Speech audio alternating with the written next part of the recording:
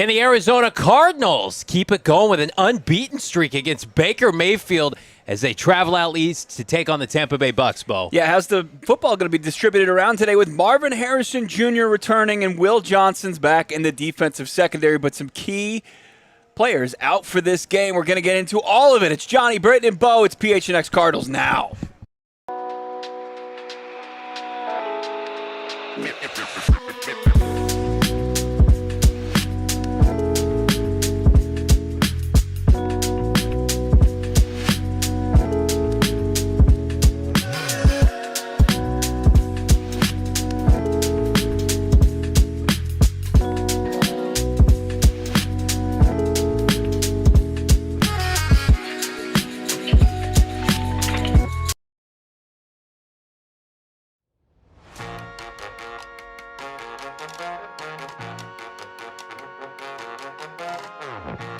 Welcome in live from Gila River Resorts and Casinos at Wild Horse Pass. It's the PHNX Cardinals podcast pregame show edition. I'm Johnny Venerable. He is Bo Brack, the playmaker, former Arizona Cardinal wide receiver Brittan Golden.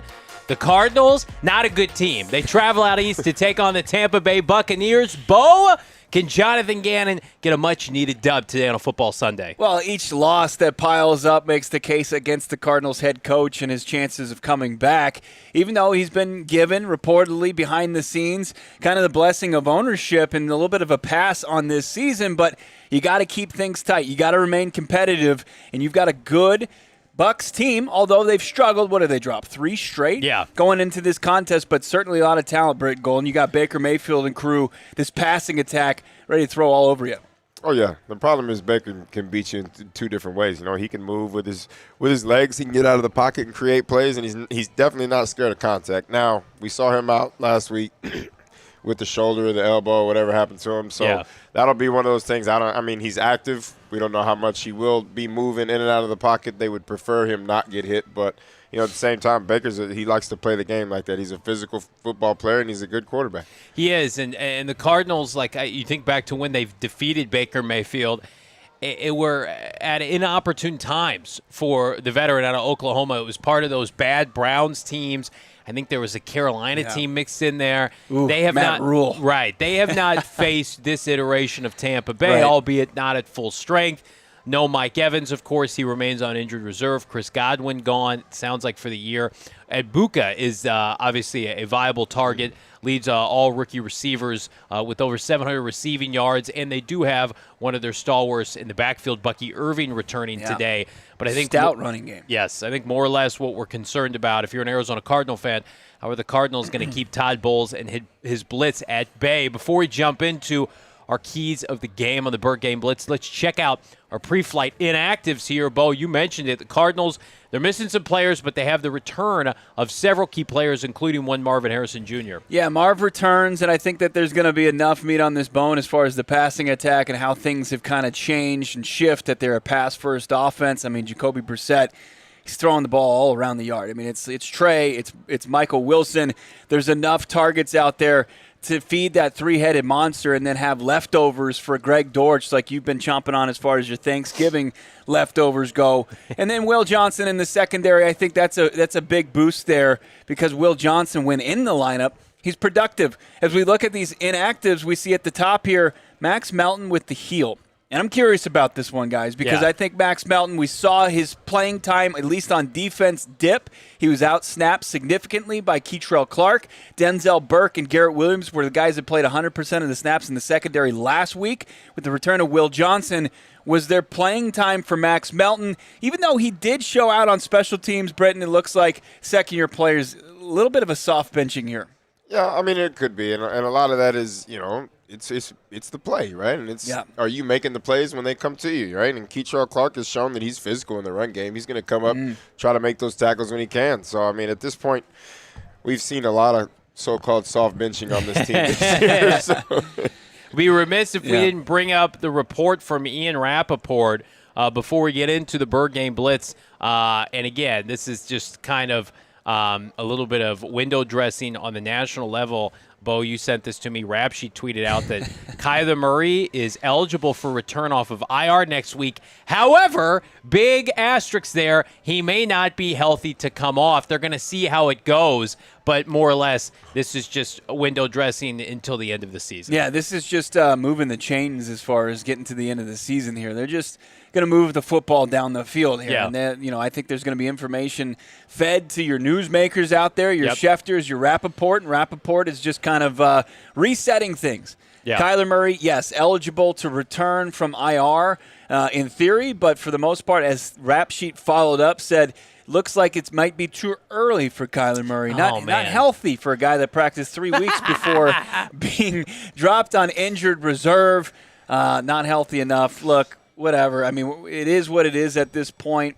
I think the writing's on the wall, unfortunately, as far as this relationship. But as it stands right now, it's amicable, and they're trying to keep it there at the status quo throughout the rest of the season. For those hoping, wishing, wanting to see their favorite quarterback get back in the lineup and get one more, electric performance from Kyler Murray, unfortunately, I don't think that's going to happen. If we could look back at the injury report one more time, I think the biggest loss for the Cardinals, and he was ruled out earlier this week, was Walter Nolan. Yeah. I mean, it's just, we like the coverability with the addition of Will Johnson, but the rush part of this thing without Walter Nolan, as we've seen throughout this season, like you're asking way too much of 39-year-old Calais Campbell at this point. Calais Campbell and Josh Sweat aren't going to be enough. Walter Nolan was a guy that, when in the lineup, it transformed this defense. He's not going to be there, and I think that's just a tough blow for the guys. It definitely hurts. I mean, you lose the athletic ability outside of it. You lose the physical presence inside.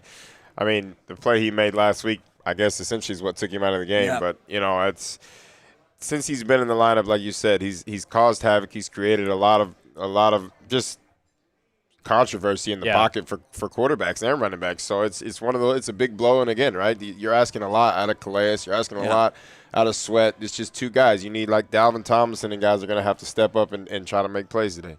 Calais returns to the field. Then 2009, he was in a Super Bowl. Oh, wow. And then what happened? It's nearly 2026. Yes. It's unbelievable. You got to question, like, do the Cardinals win that game if Walter Nolan plays? The Super Bowl? No. Well, yeah, maybe that. If Walter Nolan as an infant baby is able to do that. I mean, smart ass last week against Jacksonville. If Walter Nolan plays all 4 quarters, then the last win the team has had is the last game that Walter Nolan really has made an impact, and that was, of course, the Dallas Cowboys. I see some people in the chat asking me, why can the Bears win in year 1 of Ben Johnson? I mean, he's just competent offensive coordinator. He's an elite coach. I think we've seen it. He's an elite coach, and then you've got friends of our show like Benjamin Albright on Twitter staunchly defending Jonathan Gannon and saying give it more time.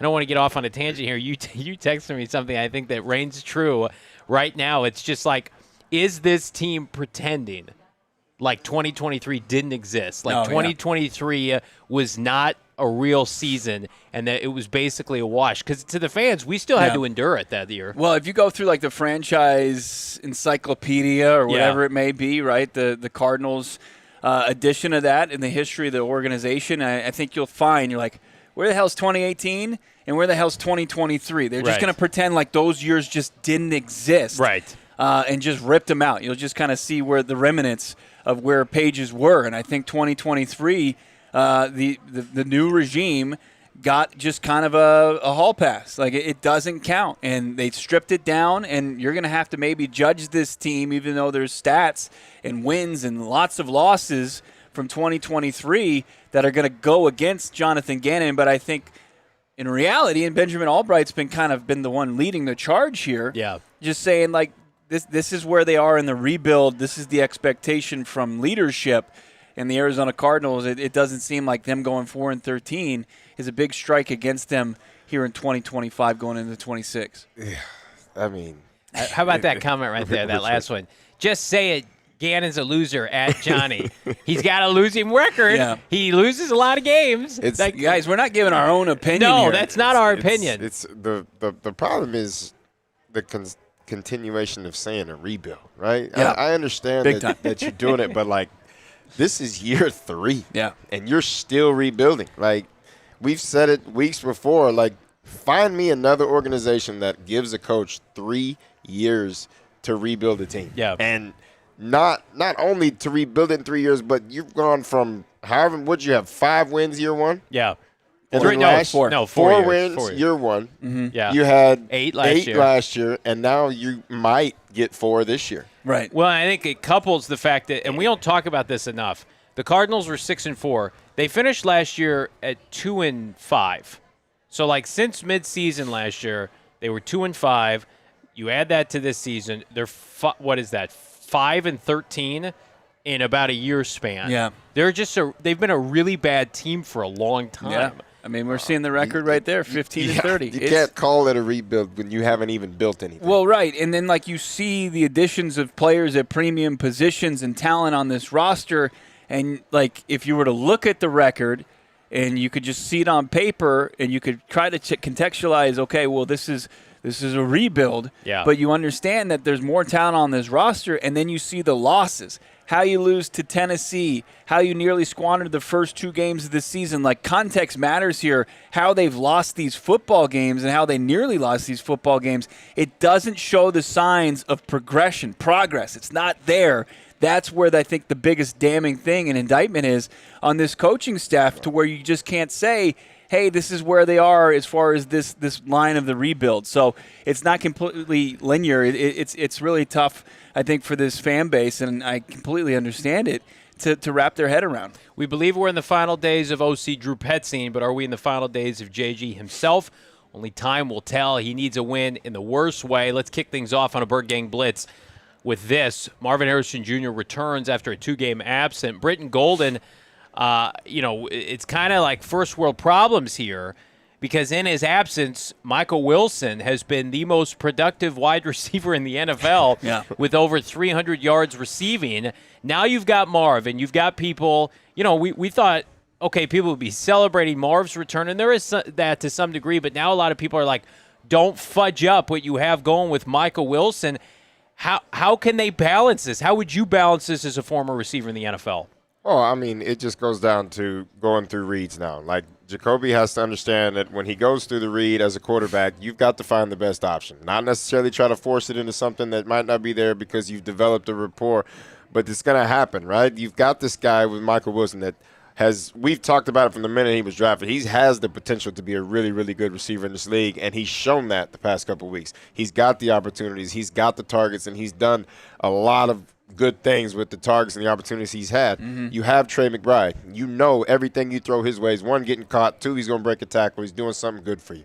Right now you're bringing back Marvin Harrison into the mix, who at times has flashed and shown really good things on tape, but at other times he's shown to put the ball on the ground, to try to catch the ball with his chest and not get there. Like, there's nothing wrong with doing that, but if there's opportunities to catch it with your hands where you can catch it away from your body and away from the defender, you got to do that. Now, not saying that he can't be active, but you've got to find ways as Jacoby to just spread the football around and be smart about where you're throwing the football. But Don't force everything. Yeah. Is it tough, though? I mean, like, you've played with some great quarterbacks that have the ability to go through their reads, go through their progressions. But when we see – last time we saw Marvin Harrison Jr., he had 12 targets. He had 3 catches. What we've seen from Michael Wilson is 25 catches on 33 targets in 2 games. There's got to be an immense amount of trust from one receiver, and one, you're still building that rapport. Wouldn't that go into him being his willingness to throw the ball one receiver's way towards the other? Completely. Like, you see it, and it's always happened, right? You've got, even when you go back to the Bears, right, when Jay Cutler and Brandon Marshall was there, right? There could be a situation where Jay Cutler did not know where he wanted to go. He knew where he was going with the ball. Brandon Marshall had 3 guys covering. He was going there, right? Because he's got a confidence in Brandon Marshall. Same thing out here in Arizona, right? Every quarterback that played with Larry Fitzgerald, if there was a situation, it was like, I don't know if I like this one. I don't know if I like that one. I'm going to Larry Fitzgerald regardless of what's going on, right? But at the same time, that we played with quarterbacks like Carson. Carson was going to sit back there, and he was, for the most part, was delivering the ball where he felt comfortable, right? And he was going through the reads when he threw it, right? We had lots of guys, right? John Brown was over 1,000. Michael Floyd was over 1,000. Larry was over it. We had multiple receivers that were going over 1,000 yards back then. So it was like the ball was spread out. You had 3 big-time playmakers at receiver on offense, right, going through that. And the ball was spread out. So you can do things like that. As long as you're sitting back there going through the reads, you can spread the ball out. But at the same time, yes, you're going to have a guy where you feel more comfortable at the end of the day going to. Tampa Bay's pass defense in 2025, right around mid of the NFL at 342 yards per game given up on average. They're also in the bottom third of third down conversion success rate. So there's opportunity here for this team. Todd Bowles typically has one of the best stopping defenses in the NFL. Joke's on you, right? Todd. 342 per game? I guess, yeah. That's a massive number. It is. Joke's on you, Todd. Cardinals can't run the ball. So, yeah. Look, I mean, Jacoby Brissett, when you look at just kind of how much he's throwing the football, 49, 57, 44 in his last 3 contests, people always say, like, there's only one football, but, man, there's going to be ample opportunities. Yeah. I mean, we talk about kind of the target hierarchy, Trey McBride, Michael Wilson. Even if Marvin Harrison Jr. is playing third fiddle, I think that he could have a lot of boom in quality over quantity in this offense. Just if he can get some looks. And hopefully Michael Wilson's emergence here, we had a lot of confidence in Michael Wilson. I don't think anybody saw it at this level. And I think like opposing defenses are going to have to really pay attention to him. Could that create more opportunities for MHJ? That's what I'm hoping. We'll see. Well, here's what I'm hoping. I want to see this dynamic duo of sorts perform in a winning effort. Because I think a lot of people look at what Michael has done, fair or not, and it's like, well, are you doing it against good teams? And number two, are you doing it against when the game is at hand? Like, you look back to the effort against San Francisco, and this isn't a knock against Mike. Like, that game was out of reach. Last week, he did it for 4+ quarters against Jacksonville. That's great. Like, I want to be able to see him and Marv and Trey McBride flourish in a game against a winning team. The Cardinals haven't beaten in over a year, in a win. Right, in a performance where, making tough third down catches when it matters, making a clutch touchdown, not, hey, the Cardinals are down by 2 scores, time to get garbage time yards at the end of the fourth quarter. No, I agree with that. It's one of those things like you can always look at stats when it says, Jacoby threw 450 yards. But when you were down by 25 points for the entirety of the game, it doesn't really matter because at this point, you're playing against backups, especially in the second half. But agreed with that. The success of Michael Wilson can help Marvin because now you can't necessarily double one person, especially with the 3 on there. Now, at the same time, you've got to give Jacoby time to go through reads and be able to deliver the football. But to double one guy in this offense, now you're leaving 2 guys that are in man coverage. Right. You can't do that with Trey McBride and Marvin Harrison. So it's the emergence of Michael is only going to help Marvin and Trey in this situation. I know this is like ultimate glass half full approach because we've been waiting to see, Marv consistently break out. And we got one game against Dallas that looked good and then 3 catches on 12 targets the next. And that seems to just kind of be the resume so far. But, I asked him at his locker, I was like, could you and Mike, and I know this is like such an optimistic outlook, could you and Mike be what your dad and Reggie Wayne were at one point? And he's like, absolutely. He hasn't had issues playing with good receivers before. He's played at Ohio State. Look at his receiving room. I mean, it's a who's who. It's Garrett Wilson. It's JSN. It's all these great. Ibuka was part of it. I mean, he's played with talent on the field. We haven't had that kind of sense going into a game before with Marvin Harrison Jr. Trey McBride, he's a tight end. What's it look like when an opposing defense have to key in on another guy? Can that open up some things for Marv? I'm hoping that's the most hopium I think you'll see in a Cardinals pregame show you'll get. Nobody throws the ball more in the NFL since Jacoby Brissett took over as quarterback of the Arizona Cardinals. With that being said, the Cardinals do have an outside shot for 3 receivers to have 1,000 yards this year. Trey McBride right around 800 yards. Mike and Marv both over 500 yards. So, again, like you talk about it, we're not going to cover it here on the Birdgang Blitz, but like Trey Benson, I think is done for a good long while, if not for the season. With all due respect to Bam Knight, he's got under 200 yards rushing, 3.1 yards per clip. We joked about it earlier this week. Kyler Murray's still 3rd in rushing on this team right now. And DeMercado is number 1 at 241. He's out. Yeah. So it's like those yards are going to have to come from somewhere. Why not be from the trio of your most 3 talented offensive players? Yeah, Bo? Love to see it. Are we getting into let's talk a little the return of Big Willie style. Let's talk about Will Johnson here. So no Max Melton in this game, but Will Johnson returns for the first time since the Dallas game. Jonathan Gannon both said he had his best practice as a Cardinal earlier this week. Yeah. So whatever that means, hopefully it can translate. You would assume he and Garrett Williams, have the assignment of Ibuka today. I would imagine so, no doubt about it. And I think isn't Godwin back in the lineup too for Tampa Bay? So you get a little bit of the two-headed of three-headed monster in that passing attack, plus what they do up front. Will Johnson, it seems like they were just trying to get him as healthy as possible. It seemed like he was close the last couple of weeks.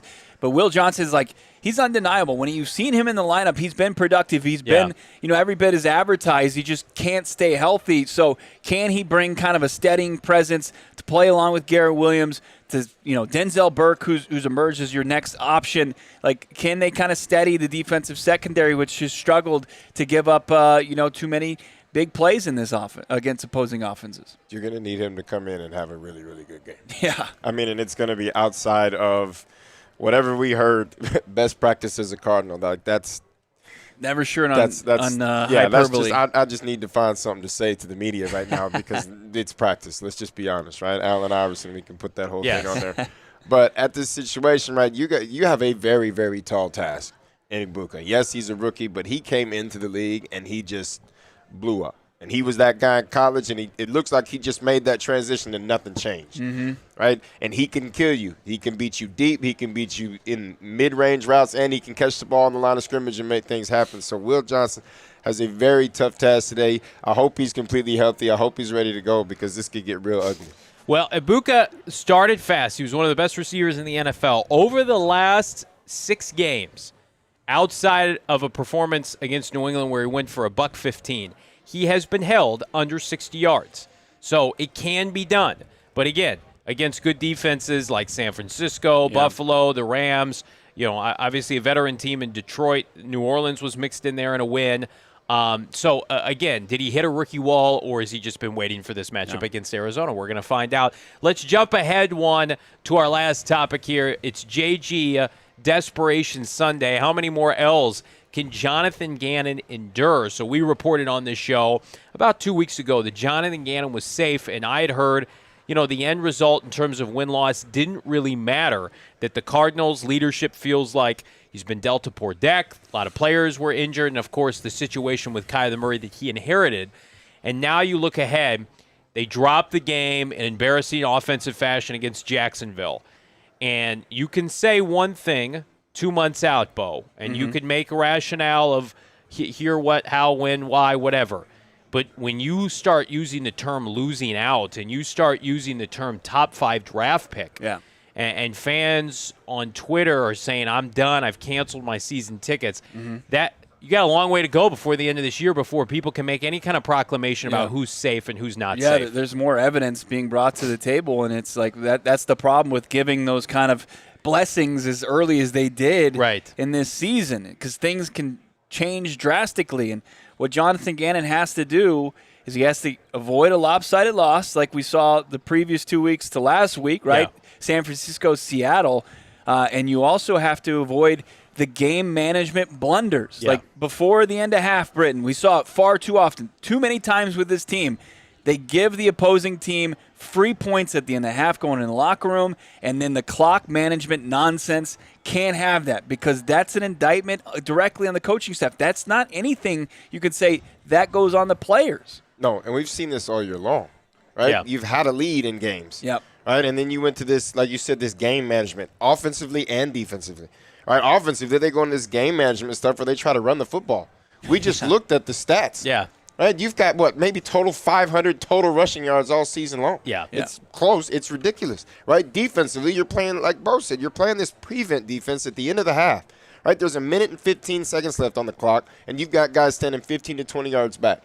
And these teams are throwing 15 to 20-yard passes, and they're moving the ball downfield. And in 1 minute, they've got the ball in the field goal range, and they've kicked point, and they've put points on the board. Yeah. Where on the flip side of that, we watched it last week, where you make a big play at the end of the game, and then we just watch 25 seconds go off the clock, and we throw some BS back shoulder fade that had no chance of working, and now you don't have a chance. You have to kick a field goal, right? the coaching indictment is it's so bad, and it's been a thing that we've watched for 3 years, and it just hasn't gotten any better. It is evident. We're going to cover it ad nauseum today during our watch-along. I want to remind everybody right now, get your pregame threads with our friends over at Rally House. I've been loading up for this holiday season with our friends at Rally House. The best prices for all your go-to gear for Arizona sports fans: helmet, jersey, pants, socks, and more. You can walk out of there fully dressed up, ready to go. Big thanks to our friends at Rally House, and, of course, big thanks to our friends at Bet365, sponsor for our pregame picks segment. Sign up, use the code PHNX365, deposit 10, place a $5 bet, get $150 in bonus bets, win or lose. You can use those on player props, futures, whatever the moment. It's never ordinary. You got to be 21 years and older. If you or someone you know has a gambling problem, wants help, call 1-800-NEXT-STEP. Text NEXT STEP to 53342 or visit problemgambling.az.gov for more info. Full transparency.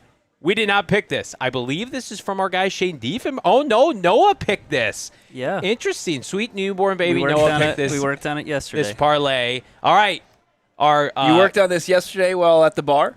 Maybe. Our gambling. This does look like it's fueled by a couple drinks. Our gambling savant and my co-host here, what do you think of this parlay from Noah? His first parlay on the show.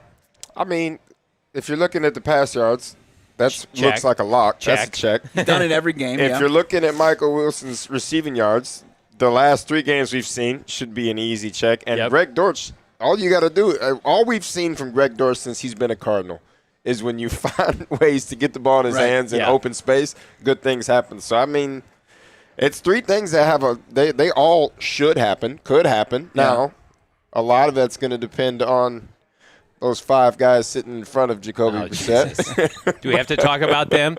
Minus Paris and Yellow, of course. Let's jump into our final thoughts super chats here. Let's rep these out. $10 from our guy Shaft. Planned to take my 2 sons to the game in Tampa. Ruin plans to go watch a party at Wild Horse past day. Ruin, and I'm still in chat prison. Thank the football gods have spoken. Cardinals win 31-28. Well, we miss you, Shaft. Hopefully we'll see you at the next watch-along. A lot of road games for the rest of the year for the Cardinals. That's so we'll right. be here a lot with our presenting sponsor, Gila. I mean, we've got a tough one on tap a week from today against Los Angeles coming to town. Daddy I might miss McVay. that one. I might bail on that hopefully our plans get ruined watching that game, Shaft. But hopefully you had a great Thanksgiving, and we're going to work on getting you out of chat prison. Yeah. Shane Lame jumping in, $199. Bucs are not good. Easy win. Ruins draft position. Easy win, Brittan. That's an easy win. Is anything easy with this team? Listen, we thought that the Saints in Carolina and Tennessee would be easy wins too, and they were not easy. They were not. Indigenous Daddy, $5. The 9-8 season with the playoff spot starts now. Can't wait to watch us lose today. Cardinals have not been eliminated from playoff contention. I love that energy. They would need to win out, though. Jonathan Gannon just needs a win point blank. Jonathan Gannon just needs a win. A game. If they perform poorly today, that plane ride out east or back from out east is going to be a long one. 5-hour flight. That's going to be miserable. Oh, my goodness. Yeah. Rome, $199. Will is back. Marv is back. Will be fine. Right? A lot of positivity this morning. I like it. Absolutely. You start to look at this thing on paper, and it looks close. It has to look close throughout the game. That's like where you're trying to avoid it. But it's kind of a matchup nightmare, just based on like what Vita Vea does up front, what Todd Bowles does as far as defensive looks and how this offensive line is played. I like that. That's just a testament to the Cardinals have talent on their roster. Right. But can they harness it enough to keep this close and even get this win? That's what we're a little skeptical of. We haven't seen that against the team that has been over 500. We saw against Dallas before they reworked that defense. Long time ago, it feels like. Haven't seen a performance close to that since. Shane Lame wrapping us up, $4.99. Who cares if 23 wasn't real? We got worse than 25 from 24. 100%. Terrible take from Benjamin Albright. JG is garbage. He should not be back next year regardless. Well, we got 6 weeks to go. I think for a lot of fans, they've made up their mind, but I do believe maybe a 6-week tryout period, Bo. Yeah, and I don't know if you're going to be able to sway a whole lot, but I think you can kind of hold off. You can hold a little bit. Yeah, the mob for just with you got to stack a couple good performances here, and I hate that we've been beaten into kind of grading on a curve, but that's where we are. Here's where we are. We're going to do a full watch-along today with our friends at Wild Horse Pass, our presenting sponsor here at Gila. So everybody do us a favor. First, number one, Go to gophnx.com, shop our robust Black Friday deals via our friends at the ALLCITY Network. Pick up a hat, pick up this sweatshirt, pick up all the elite gear. How about this hat right here with our friends at Branded Bills? Check it out right now. I saw up to 90% off. There's some single dollar t-shirts. Love to see that. So again, get your Black Friday gear and then stay here on this YouTube page. Jump on over to our watch along. We've had a blast. You saw the reaction with Brittan and I with the horrendous fourth quarter and overtime. You don't want to miss that with Bo and Noah here at Gila. Jump on over for the fellas. Big thanks. We'll see you on the watch along. Peace. We all silly like the mayor.